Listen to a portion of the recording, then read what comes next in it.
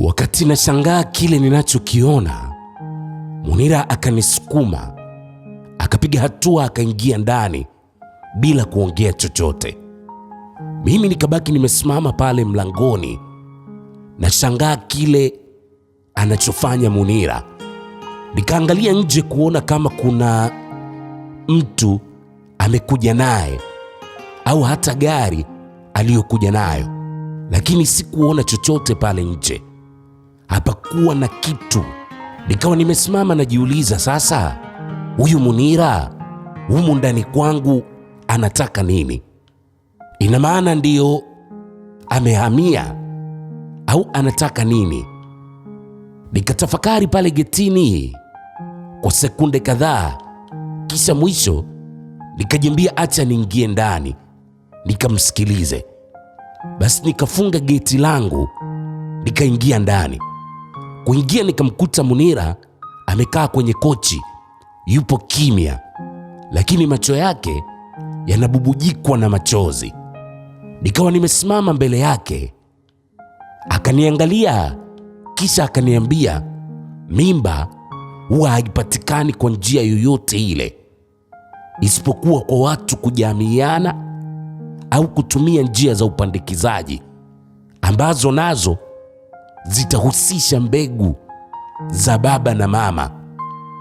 Nikawa nipo kimya namsikiliza kwa makini Munira, huku nimesimama kitahadhari, nikiwa na mashaka ya kuwa Munira anataka kufanya nini. Munira akaniambia, mimi najua wazi wewe huhusiki kwa namna yoyote ile kwenye ujauzito nilionao. Sasa kama ulitumwa au kama ulikuwa na lengo lako lolote, basi limetimia. Nimepoteza mume na nimepoteza mama. Dunia kwangu haina thamani tena. Umeninyang'anya kila kitu. Sioni tena ladha ya maisha. Sioni haja ya kuendelea kuishi. Naishi kwa raha gani mimi? Mimi nilikuwa Munira mwenye hadhi yangu. Masiku machache tu kabla ya kuzuka kwako na kuingia kwenye maisha yangu, kwa namna ambayo wewe mwenyewe ndio unajua ilikuwaje mpaka ukataka kuingia kwenye maisha yangu. Kwa nini mimi? Munira akashindwa kuendelea kuongea, akawa analia tu. Moyoni nikawa naumia kumwona Munira akiwa kwenye hali ile, huku nikijua kabisa mimi ndio sababu ya yote yale anayoyapitia. Nikawa nipo kimya, sina hata cha kuongea. Munira huku akilia akaniambia, nimetoka msibani, nimerudi nyumbani kwa mama. Sioni ninayemjua. Sioni ladha ya furaha ambayo miaka yote nilikuwa naipata nikiwa pale. Loshak ndio mwanaume pekee ninayemjua maishani mwangu.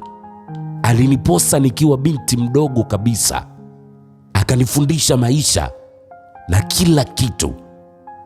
Sijawahi hata siku moja kutoka nje ya ndoa yangu tangu niolewe. Pamoja na mitihani yote hiyo ya uzazi niliyopitia, MB, kwa nini ulichagua maisha yangu mimi? Kwa nini mimi? Munira akawa analia kwa uchungu sana. Mimi moyoni nikajiambia, wanawake bwana, yani ananiongopea, hajui kama ninafahamu kuhusu D-Box. Nikajiambia, lakini ngoja nikae kimya tu, sababu haya yote mimi ndiye niliyesababisha. Munira akalia, kisha akaniambia, MB, sishindwi kuendelea na maisha yangu bila Loshak. Naweza, nina pesa za kutosha tu kuendelea na maisha yangu bila kumtegemea mtu yoyote yule, lakini ni ngumu sana kuendesha maisha yangu bila mama yangu na bila heshima yangu niliyokuwa nayo kwa jamii na kwa ndugu zangu. MB, mimi natoka kwenye koo ambazo ukisaliti ndoa unaonekana ni mkosefu kuliko wakosefu wote. Sioni tena thamani ya kuendelea kuishi katika mazingira haya. Maisha hayana thamani tena kwangu. Munira akawa analia. Mimi moyoni nikawa najiuliza, sasa huyu ananieleza yote haya, lakini amekuja hapa kwangu na begi. Anataka nini? Anataka kusafiri au anataka nini? Kwenye begi kuna nini? Au kuna silaha? Amepanga kuja kunidhuru, kulipiza kisasi? Nikawa najiuliza maswali mengi sana. Munira akalia kwa muda mrefu kidogo bila kuongea chochote. Nikajiuliza nifanye nini sasa hapa. Idara imeshanieleza wazi kuwa ajenda imefanikiwa, kwa hiyo mission imekamilika. Lakini Munira ndio huyu hapa ndani kwangu. Nifanye nini? Nikajiambia kuna haja ya kuijulisha idara kuwa Munira yupo nyumbani kwangu. Nikachukua simu yangu nikaandika ujumbe kwenda kwa mkuu wangu wa kazi aliyekuwa ananipa maelekezo. Nilimwandikia ujumbe unaosomeka, Munira amekuja nyumbani kwangu, nipo naye hapa. Nikatuma ule ujumbe kwenda kwa mkuu wangu. Nikawa nimekaa na muangalia Munira aliyekuwa amekaa mbele yangu kwenye kochi analia. Munira akainua uso wake akaniangalia, akaniambia, mimi sikuwahi hata kuongea na wewe. Unijui zaidi ya kunisikia tu na kuniona kwenye vyombo vya habari na kwenye matukio mbalimbali ya shughuli zangu. Kwa nini? Kwa nini MB? Munira akashindwa kuongea, akawa analia kwa uchungu. Ghafla simu yangu ikaita. Kuiangalia alikuwa ni yule mkuu wangu wa kazi. Nikaangalia nikajiambia, siwezi kuipokea hii simu mbele ya Munira.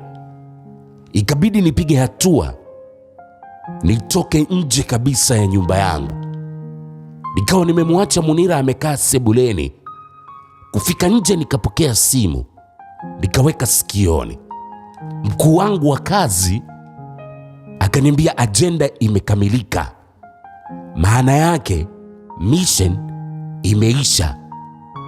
Chochote utakachoamua kufanya, fanya, lakini hakikisha siri za idara zinabaki kuwa siri. Kinyume na hapo, unajua nini kitafanyika. Baada ya mkuu kusema vile, akakata simu.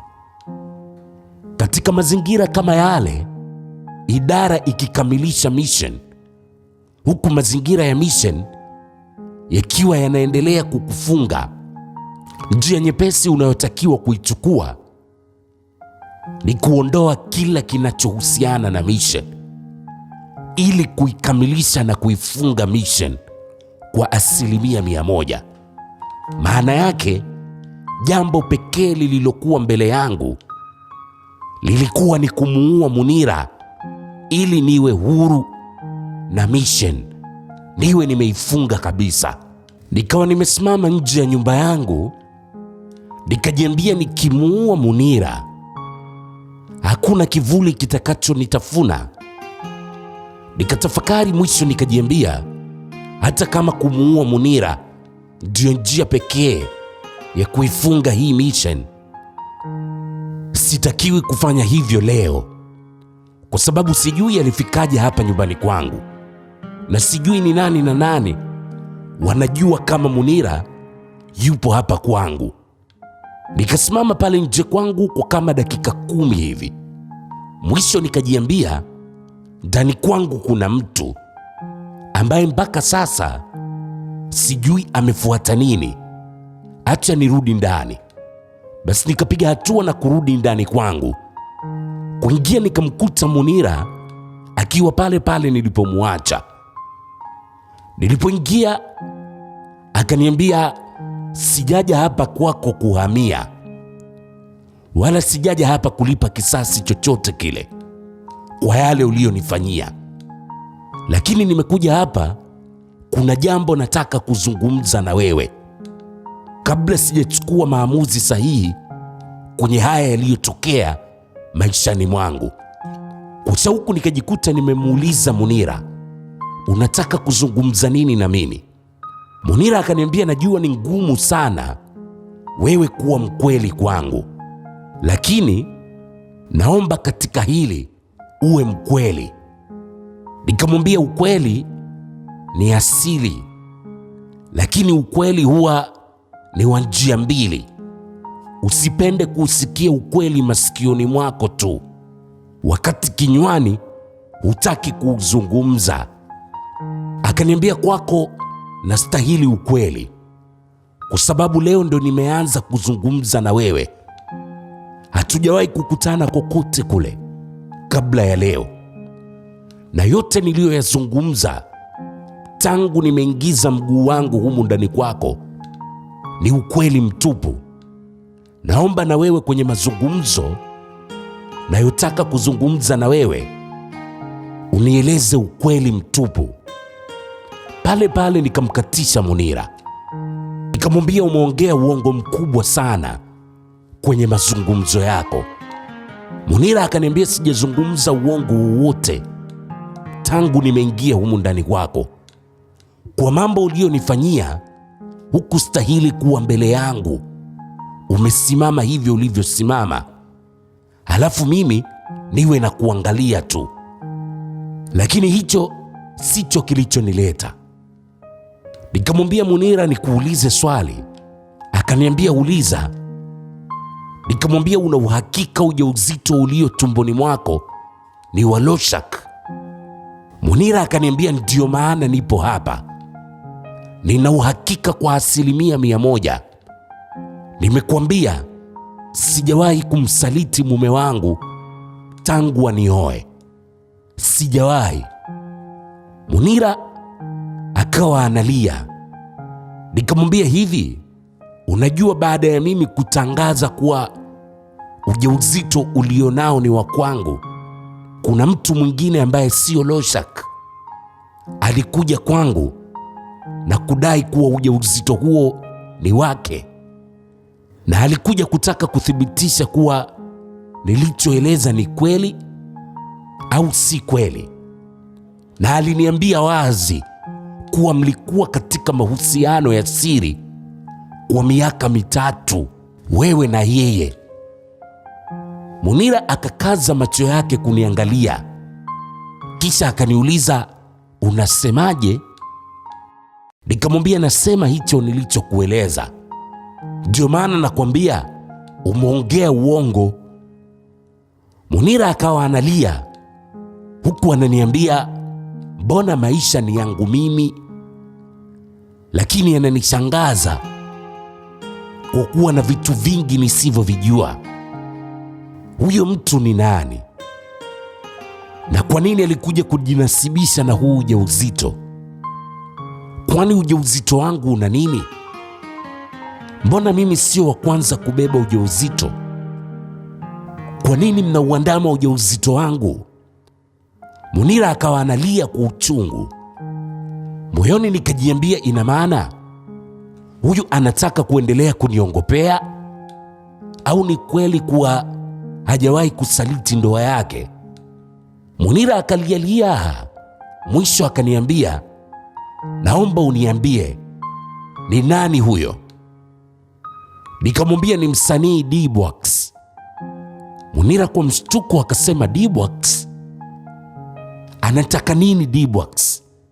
Kwa nini aje kukueleza hivyo? Mbona mnanichanganya? Munira akawa analia.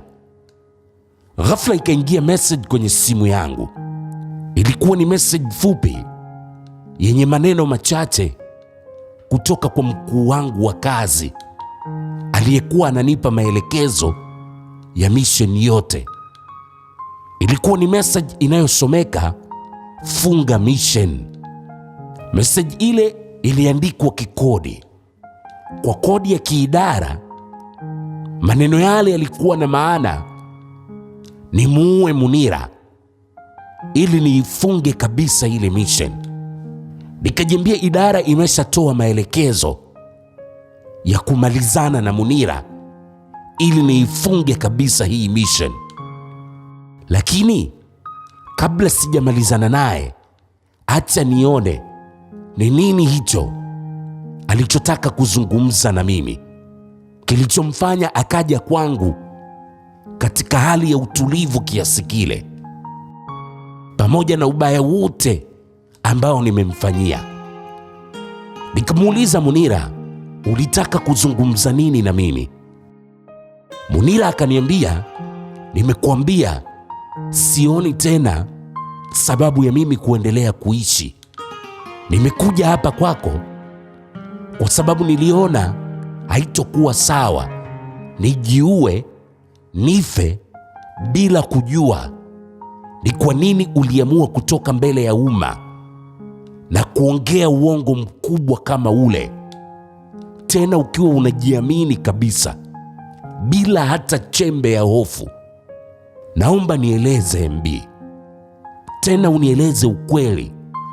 Nataka nijue tu, ili nikijua nife nafsi yangu ikiwa haina maswali. Tafadhali naomba nieleze, ulitumwa? Nieleze nijue, sitokufanya chochote kile. Nitaondoka nikiwa huru. Ukinieleza, nitaenda kwa Dibwax naye anieleze ni kwa nini alikuja kwako na kukueleza kuwa ujauzito ni wake, wakati anajua wazi ujauzito si wake na hahusiki na chochote kwenye huu ujauzito. Ni haya mambo mawili tu ndiyo yananiweka hai mpaka sasa.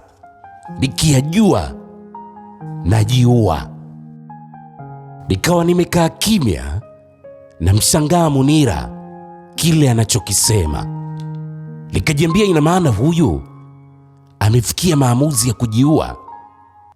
Nikajiambia idara inataka nimmalize, niifunge kabisa hii mission kwa kumuua. Munira mwenyewe anataka kujiua kwa kile kilichotokea kwenye maisha yake. Wakati nimekaa naendelea kutafakari, Munira akaniambia tena, kama itawezekana, naomba niitie huyo Dibwax hapa ili nisihangaike, aje na yeye nimuulize swali hili hili ninalokuuliza. Nikisha yapata majibu, nijiue, niende tu huko. Ya huko nitayajulia huko huko, lakini siwezi tena kuendelea kuishi.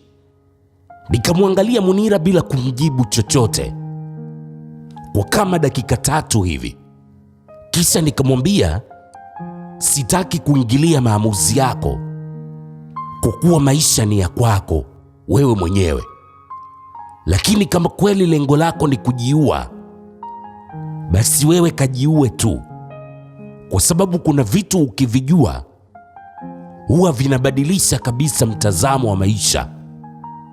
Na hofia nikisha kueleza ukweli ukaujua, utabadilisha maamuzi kutoka kujiua, badala yake utakuwa umepata maswali mengine mapya ambayo utaona kuna haja ya kupata majibu yake pia.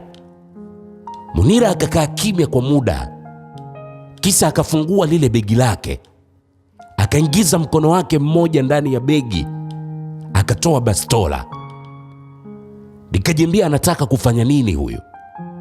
Alipotoa ile bastola, akaiweka kwenye kimeza, coffee table iliyokuwa mbele ya kochi alilokalia.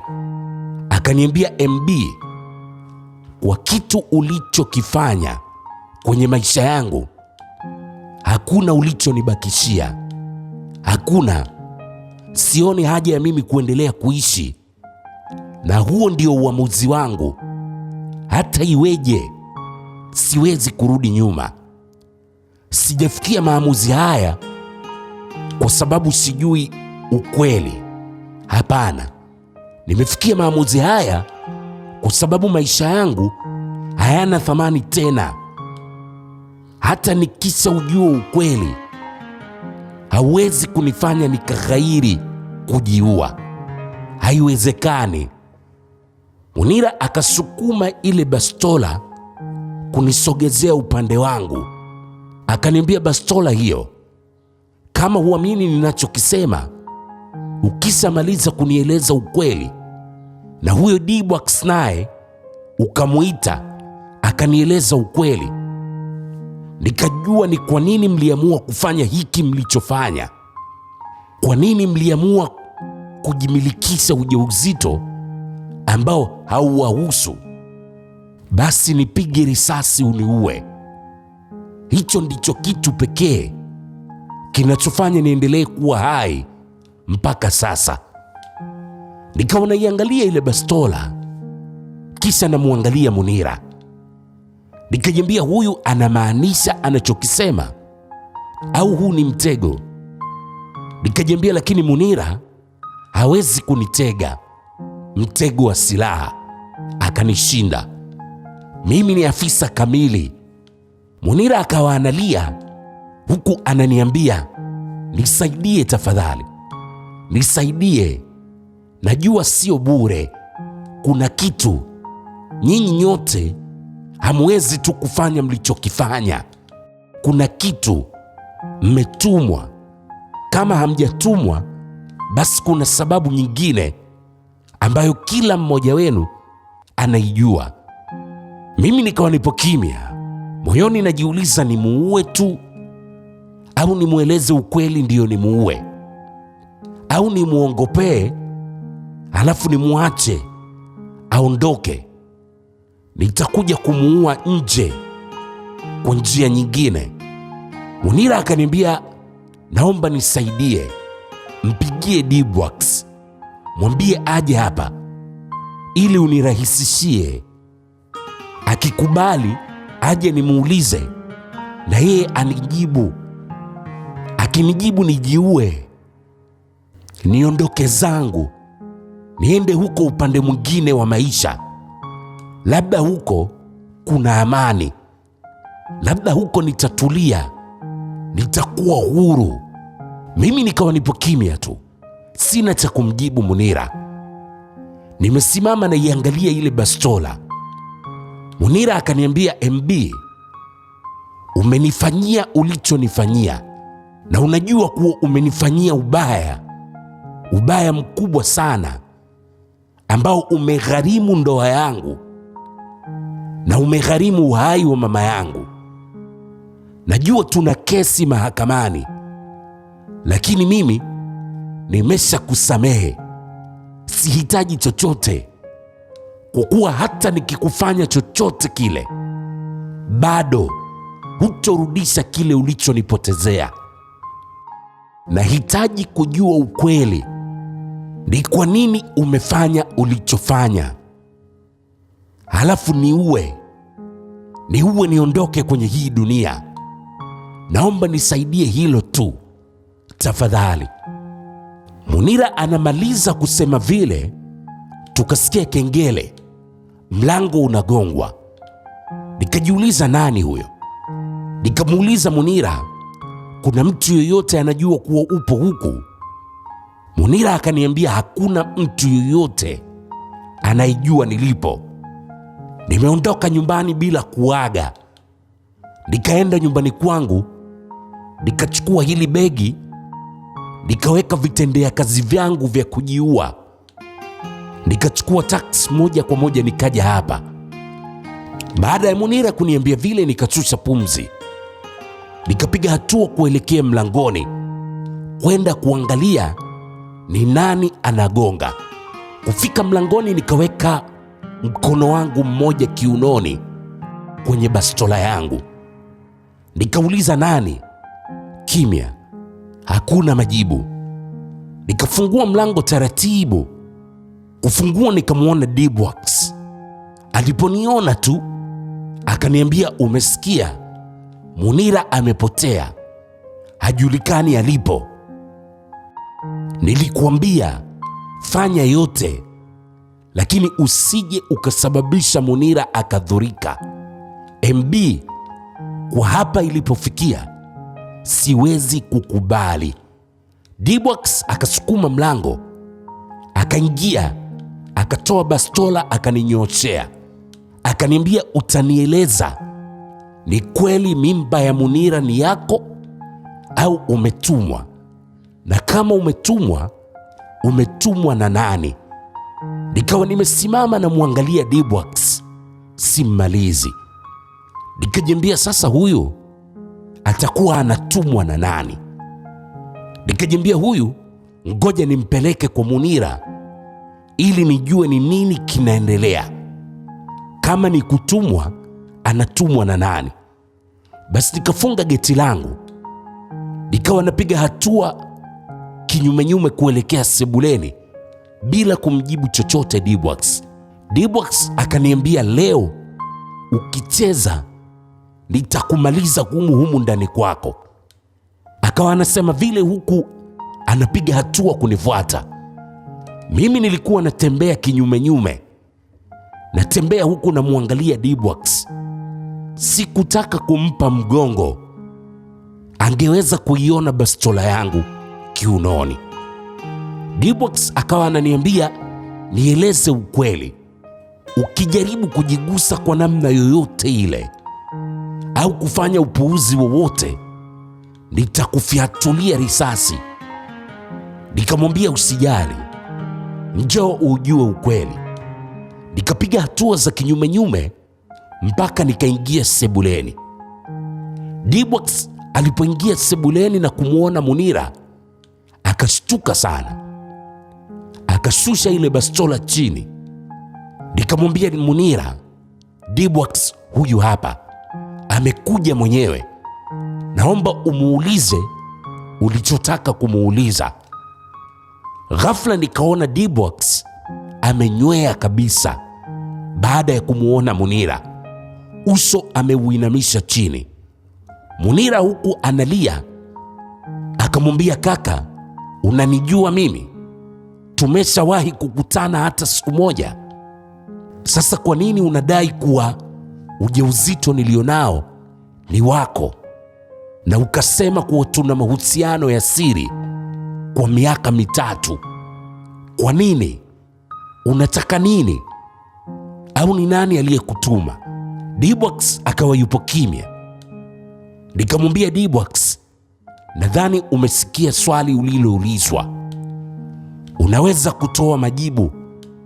D-Box akawa kimya tu, huku uso wake ameuinamisha chini. Munira akasema, jamani, nisaidieni ni ujue ukweli tu. Shida yangu ni hiyo, sitaki kufa nikiwa na haya maswali na hii shauku. Nijibuni nijue, ili nijiue nikapumzike nikiwa huru. D-Box akasema, mimi nilitumwa tu, nililipwa nifanye nilichofanya, lakini siwezi kumtaja aliyenituma. D-Box baada ya kusema vile akawa anapiga hatua kutaka kuondoka. Munira akamuita kwa jina, D-Box, kisha akamwambia, nashukuru kwa hilo jibu, lakini halijakamilika. Kuwa huru, usihofie, sihitaji kisasi na mtu yoyote yule, kwa sababu hata nikifanya kisasi hakiwezi nirudishia vilivyopotea. Nahitaji uhuru wa nafsi yangu ambao kwa mazingira yalivyo siwezi tena kuupata hapa duniani. Nikijua ukweli wote nitajiua. Munira akaonyeshea ile bastola iliyo mezani, huku akimwambia D-Box, hii ni bastola yangu, nataka kujua ukweli wote. Nikiujua nitajiua. Hata kama mtanieleza ukweli wote sasa hivi hapa tulipo, basi nikishajua nitajiua hapa hapa mbele yenu. Na kama mna mashaka na hilo, mkisha nijuza, basi niueni ninyi wenyewe. Naombeni mnisaidie katika hilo. Dibwax akawa anamwangalia Munira huku ananiangalia mimi. Mimi nikamwambia mueleze ukweli, hataki tena kuishi. Ni ukweli kutoka kwetu tu ndio anaousubiri ili ajiue. Dibwax akasema ni bora ukweli aujue yeye atakayejiua, lakini sio wewe. Sina imani na wewe kama utajua ni nani aliyenituma, kwa sababu nina mashaka na wewe ulitumwa. Munira akaniambia njoo hata uninong'oneze, nisikie mimi tu peke yangu. Dibwax akawa anamwangalia Munira halafu ananiangalia mimi. Munira akamwambia Dibwax, nisaidie tafadhali na kuomba. Munira alikuwa akisema vile huku analia. Dibwax akatuangalia, kisha taratibu akawa anamsogelea Munira, akamsogelea mpaka sikioni, akamnong'oneza kitu Munira. Aliponong'onezwa, Munira akafumba macho yake kwa uchungu huku analia, kisha akasema, oh God, why? Akawa analia kwa uchungu. Dibwax akapiga hatua bila kusema chochote, akaondoka zake, akatuacha mimi na Munira. Munira akawa analia tu kwa uchungu. Mimi nikajiambia Dibwax anajua kama Munira yupo kwangu, na kwa vyovyote huyo aliyemtuma atajua pia kama Munira yupo kwangu. Nikajiuliza kama kutumwa Dibwax atakuwa ametumwa na nani. Nikajiambia nikimuua Munira hapa, Dibwax na aliyemtuma watajua kuwa mimi ndio niliyemuua Munira. Nikajiambia lakini Dibwax amemsikia Munira akisema kuwa akishajua ukweli atajiua. Nikajijibu kuwa lakini huo hautokuwa utetezi kama nitatuhumiwa kwa kumuua Munira. Nikawa nimesimama sijui nini cha kufanya. Munira akaniambia hii dunia hii inavyoonekana sivyo kabisa ilivyo. Akawa analia kwa uchungu.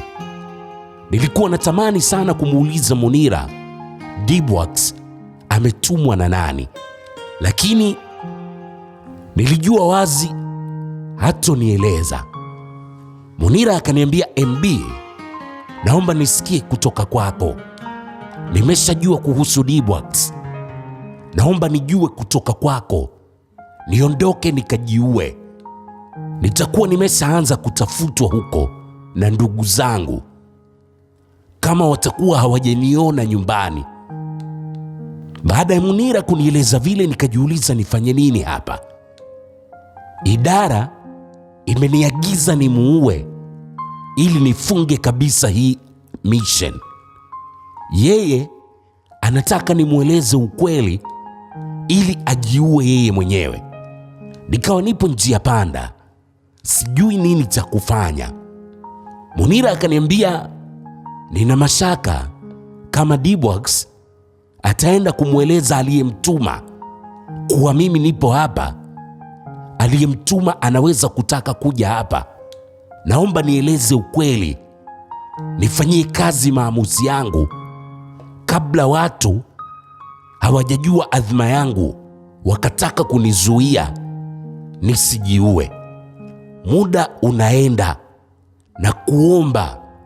Nikajiambia huyu kweli amekusudia kujiua, na kama hatojiua nitamuua mimi mwenyewe. Nikajiambia acha nimweleze ukweli tu, halafu asipojiua nitamuua mimi mwenyewe. Nikamwambia Munira dunia haina huruma. Munira akawa yupo kimya ananisikiliza. Nikamweleza Munira ukweli wote kuhusu ile mission. na ajenda yote iliyo kwenye ile mission. Kisha mimi binafsi nikamuomba radhi, nikamwambia sikuwa na jinsi, nilikuwa natekeleza majukumu yangu. Nikamwambia hiki ninachofanya ni kinyume kabisa na miiko na maadili ya kazi yangu, lakini nimekueleza kwa kuwa najua hutoendelea kuishi. Kwa hiyo haya ninayokueleza yatakufa na wewe unapoenda kujiua. Naomba unisamehe sana. Munira akawa analia kwa uchungu sana, analia mno bila kusema chochote. Mimi nikachukua ile bastola yake iliyokuwa mezani, nikamshikisha mkononi, nikamwambia nenda katekeleze azma yako. Muda sio rafiki. Aliyemtuma Dibwax anaweza kuja hapa akakukuta.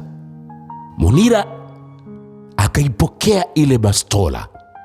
Alipoipokea tu, tukasikia kengele inalia, mlango wangu unagongwa. Nikashtuka, nikajiuliza atakuwa nani huyo, au ndio huyo aliyemtuma Dibwax? Munira akaniangalia na mimi nikamuangalia, akaniuliza atakuwa nani. Mimi bila kumjibu chochote Munira, nikapiga hatua kuelekea mlangoni. Nilipoukaribia mlango, nikatoa bastola yangu kiunoni, kisha nikauliza nani? Kimya. Kengele ikagongwa kwa mara nyingine. Basi nikafungua ule mlango taratibu, huku bastola yangu ikiwa mkononi, tayari kwa lolote. Nilipofungua, sikuamini macho yangu kile nilichokiona. Nilimuona Mama Munira akiwa amesimama pale nje ya mlango wangu.